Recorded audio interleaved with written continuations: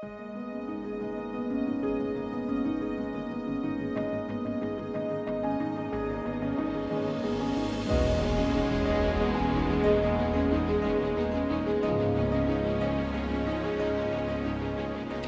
ini bukan kecil. Ia bukan hanya sekadar kerjaya. Ia adalah medan dakwah, medan jihad untuk menyelamatkan satu generasi agar tidak hanyut dalam gelombang dunia yang fana ini. Namun perlu kita insafi, mendidik anak bangsa bukan tugas semata-mata.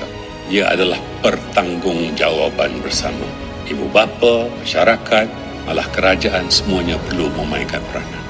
Tanamkan dalam diri anak-anak kita bahawa kemuliaan insan bukan pada gelaran atau kekayaan, tetapi pada ilmu yang diamalkan, adab yang dijunjung, akhlak yang dijaga. Yakinlah, walau segala usaha tidak selalu diberi tepukan, ganjaran sebenar para guru bukan pada anugerah di pentas dunia saja, tetapi pada setiap akhlak yang terbentuk, sahsiyah yang dibina, setiap jiwa yang terselamat, setiap hati yang disentuh, yang pahalanya mengalir hingga ke akhirat insya-Allah.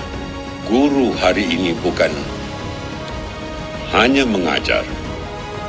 Mereka juga menjadi pentadbir, jurulatih, konselor, pengurus emosi bagi memenuhi tuntutan hakiki.